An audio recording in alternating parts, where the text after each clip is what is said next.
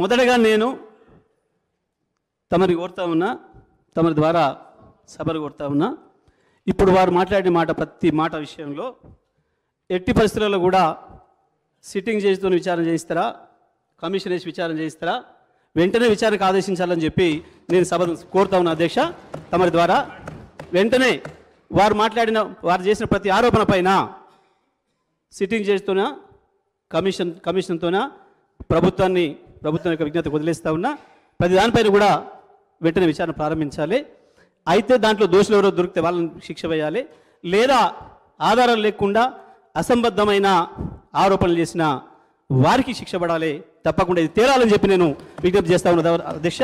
సభ ద్వారా ప్రజానీకాన్ని కూడా విజ్ఞప్తి చేస్తూ ఉన్నా. ఇటువంటివి చాలా సందర్భాల్లో బయట మాట్లాడుతుంటే విన్న నేను ఏ ఒక్కరోజు కూడా నేను ఇటువంటి విషయాలలో నేను మాట్లాడలేదు, రియాక్ట్ కాలేదు. ఇవన్నీ కూడా పనికిమాలిన మాటలు, అర్థం లేని ఆధారరహితమైన మాటలు కాబట్టి రికార్డులో రావాలని నేను ఇన్ని రోజులు వెయిట్ చేసి అధ్యక్ష. గత 5 సంవత్సరాలుగా రికార్డులో రావాలని నేను వెయిట్ చేస్తూ ఉన్నా.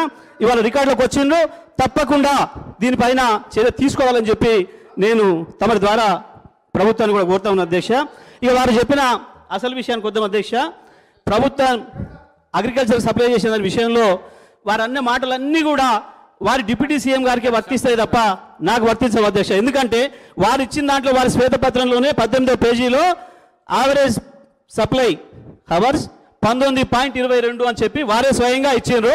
వీరు సభకు ఎప్పుడు కూడా 10-12 గంటలు కూడా రాలేదనే మాట వారి కొలిగైన ఇంకొక మంత్రి గారు మాట్లాడినరు. దీనిపైన కూడా చర్యలు తీసుకోవాలని చెప్పి నేను సభను కోరుతా ఉన్నా అధ్యక్ష. తమ ద్వారా సభను కోరుతా ఉన్నా అధ్యక్ష.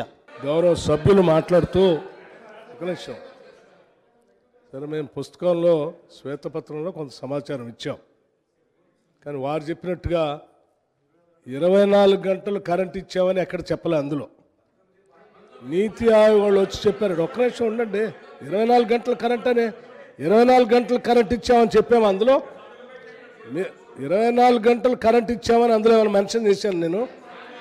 లేదే. మీరు మాట్లాడుతూ స్టార్టింగ్లోనే వినండి, స్టార్టింగ్లోనే మీరు చెప్పారు, ఏదో ఈ దేశంలోనే ఏ రాష్ట్రంలో లేకుండా ఈ రాష్ట్రంలో 24 గంటలు కరెంట్ ఇచ్చింది, నీతి ఆయోగ్ గారు సర్టిఫై చేశారు, మేమే ఇచ్చారని ఇందాడు చెప్తా ఉన్నారు. నేను సరే సమాధానం చెప్దాంలే అని చెప్పి నేను మాట్లాడేటప్పుడు చెప్దామని కూర్చున్నాను. దయచేసి ఈ రకంగా సభని తప్పుదో పట్టించేటట్టు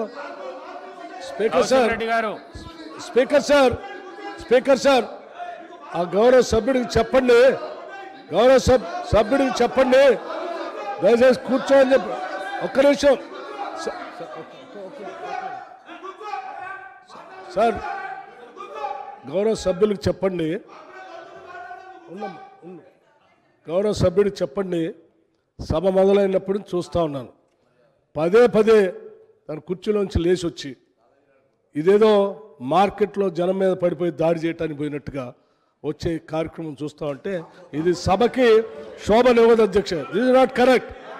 సభలో కొన్ని సాంప్రదాయాలు నిబంధనలు ఉంటాయి. దయచేసి మీరు మాట్లాడడం నేను చెప్పేది వినండి.